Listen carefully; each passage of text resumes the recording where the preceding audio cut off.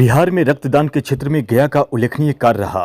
विगत कई वर्षों से गया के कई नौजवान शहीद भगत सिंह यूथ ब्रिगेड के बैनर तले रक्तदान करते आ रहे हैं। इस महादान को लेकर समय समय पर शहीद भगत सिंह यूथ ब्रिगेड की प्रशंसा होती रही है। पिछले दिनों भी पूरे बिहार में रक्तदान को लेकर शहीद भगत सिंह यूथ ब्रिगेड को कई अवार्ड मिले हैं।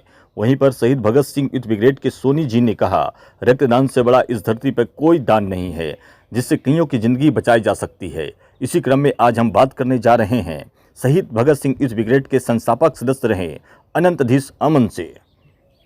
नमस्कार, मेरा नाम चंदन भारती है और आप देख रहे हैं बिहार टुडे डिजिटल न्यूज़ है। आज हम बात करने जा रहे हैं युवा समाज सेवी अनंतधीश अमन से, जो कि गया के रहने वाले हैं और लगातार समाज के सेवा में उत्कृष्ट कार्य करते आए हैं। आज हमसे बात इनसे इस मुद्दे पर करेंगे कि मुद्दा है कि गया में जिस तरह से रक्तदान किया गया है विगत कई वर्षों से, वह एक महादान हो चुका है। और यूँ कह सकते हैं कि रक्तदान को लोग महादान कहते हैं और सबसे बड़ा जिससे लोग को जान बच जाए उससे बड़ा चीज़ कुछ नहीं हो सकता इस धरती पर। आज हमारे साथ बात करने के लिए युवा समाज सेवी अनंतधीश अमन है। किस तरह से सर आप लोगों ने शुरुआत किया था रक्तदान का और आज यह कारवां धीरे धीरे बढ़ता गया और बिहार में एक अलग पहचान गया ने बनाया है रक्तदान के क्षेत्र में? नमस्कार।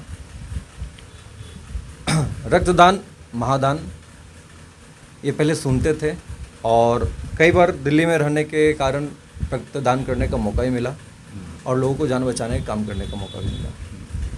इसी बीच में मैं गया में 2013 के लगभग में रामनवमी के टाइम से स्टार्ट किया था, ठीक है।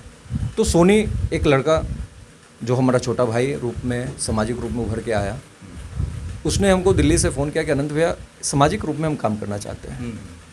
हम कि देखो समाज में काम करना सब कुछ चाहते हैं, मगर समाज के लिए जब निकलते हैं तो बहुत सारी समस्याएं का सामना करना पड़ता है। तो उसने कहा कि बिल्कुल भैया आपका सपोर्ट रहेगा, हम करेंगे। वहीं से प्रारंभ हुई इसकी गतिविधि।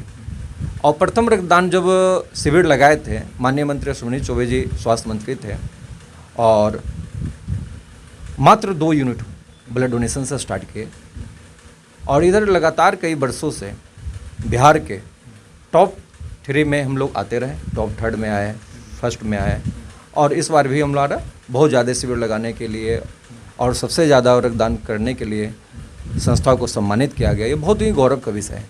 देखिए, जब रक्तदान के लिए जब युवाओं के पास में हम जाते थे और सबसे प्रथम युवाओं को प्रेरित करना था, क्योंकि जो ओल्ड एज पीपल है उनके अंदर एक भ्रांति बैठ चुकी थी कि भाई रक्तदान करने से लॉस है, मगर जो युवा है उनके अंदर ये चीज़ की वस्तु स्थिति नहीं थी।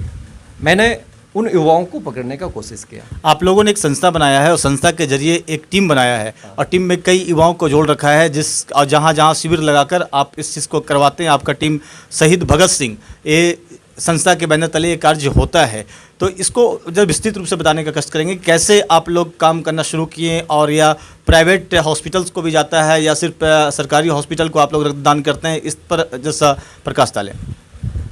रक्तदान के क्षेत्र में जब आए तो युवा का जो सबसे बड़ा आइकन जो चेहरा है पूरे भारत में वो भगत सिंह है और भगत सिंह के नाम पर संगठन को जोड़ा गया, ठीक है। उसके पहले मगध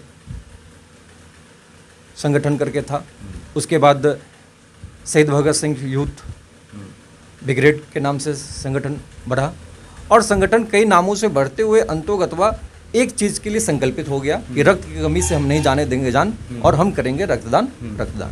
इसी संकल्प के साथ में हमने कोचिंग संस्थानों में और सोनी के द्वारा विभिन्न क्षेत्रों में घूम कर लोगों को जागरूक किया गया और आज इसी का परिणाम है कि लगातार कई वर्षों से गया रक्तदान के क्षेत्र में अव्वल रहा है।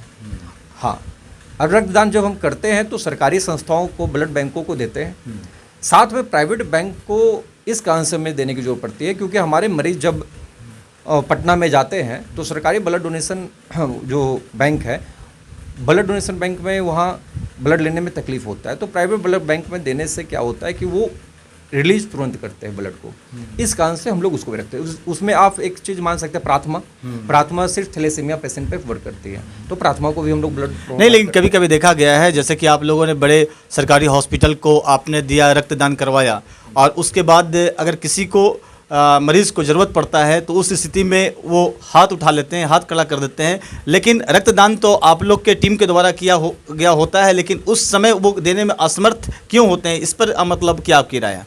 जैसे कि किसी ओ पॉजिटिव का ब्लड हमें ज़रूरत है और वो ब्लड बैंक में नहीं है, तो हमको ओ पॉजिटिव का डोनर वहाँ पर रखना पड़ेगा, तभी जाकर ओ पॉजिटिव मिलेंगे। यदि ए पॉजिटिव 40 पीस है और ओ पॉजिटिव नहीं है तो वहाँ पर हमें डोनर को खड़ा करना पड़ता है। ये समस्या होती है। दूसरी समस्या ये है कि जब हम ब्लड बैंक को रक्त देते हैं तो ब्लड बैंक में जमा कर दिए, उसका अधिकारी हमको 10 से 20% ही ब्लड हम साल भर में उठा पाते हैं। यदि हम 2000 ब्लड डोनेशन किए हैं तो मात्र उसमें से 200 से 250 ब्लड ही उठा पाते हैं, क्योंकि सरकारी गवर्नमेंट में जो इमरजेंसी पेशेंट होते हैं उसके लिए वो ब्लड रखता है, साथ में थैलेसीमिया पेशेंट को प्रोवाइड करता है। इस कारण से ब्लड देने के बावजूद भी कभी कभी ब्लड लेने में तकलीफ होती है। ये बहुत बड़ी एक समस्या भी है और इसका समाधान यही है कि हम रेगुलर डोनर हो। रेगुलर डोनेट करने के लिए यदि हम जागरूक हो जाए तो शायद ब्लड बैंक को भी इसका तकलीफ नहीं सहना पड़ेगा और पेशेंट के परिवारों को भी इसके लिए भागदौड़ नहीं करना पड़ेगा। आप एक सामाजिक कार्यकर्ता हैं और गया के युवाओं को, मगध क्षेत्र के युवाओं को कैसे प्रेरित कर सकते हैं कि ब्लड दान करने से, रक्तदान करने से कोई भी किसी तरह का समस्या नहीं होता है? कहीं ना कहीं भ्रांतियाँ बैठी होती है उनके अंदर में कि अगर रक्तदान करते हैं तो हमें कमजोरी आ जाएगी वगैरह वगैरह। लेकिन इसको लेकर आपका मतलब क्या राय है और क्या आप मतलब अपील करना चाहेंगे? मेरा अपील यही है सारे युवाओं से कि ब्लड हमारे बॉडी में जनरेट होता है, ये किसी फैक्ट्री में नहीं बनता है। आपको देना ही पड़ेगा, समाज के लिए आपको खड़ा होना ही पड़ेगा। पहला तो ये है। दूसरा, जो ब्लड देने से लोगों के अंदर भ्रांतियाँ जो बैठी हुई है कि ब्लड देने से हमें कमजोरी हो सकती है, ये किसी तरह बीमारी हो सकता है, ये किसी भी तरह का भी बेफिजुल बात है। क्योंकि जब आप ब्लड डोनेट करते हैं तो आपका हार्ट पंपिंग करता है ब्लड, तो हार्ट पंपिंग जब आप ब्लड डोनेट करते हैं तो फिर न्यू ब्लड बनने के लिए वो तुरंत तैयार करता है। इसमें आपको 3 महीना का कारण इस कारण से दिया जाता है कि 3 महीना में ब्लड आपके अंदर बॉडी में 1 यूनिट फिर से डिलीवर हो जाता है। और साथ ही जब आप ब्लड डोनेट करते हैं तो आपको बीपी, शुगर और कई सारी बीमारियों से आपको छुटकारा मिलता है। तो इस कारण से रेगुलर डोनेट हमें ब्लड करना चाहिए और किसी तरह कोई समस्या नहीं है। हाँ, यदि किसी को लगता है कि साल भर में 4 बार डोनेट नहीं कर सकते हैं तो 2 बार डोनेट करें, 1 बार डोनेट करें। यदि एक डोनेट भी यदि हम हर साल करते हैं, गया की आबादी 6 लाख है, हम मानते हैं उसमें से 2.5 लाख यदि ब्लड यदि बाय द डोनर तैयार हो जाए तो गया की कभी समस्या ही नहीं है।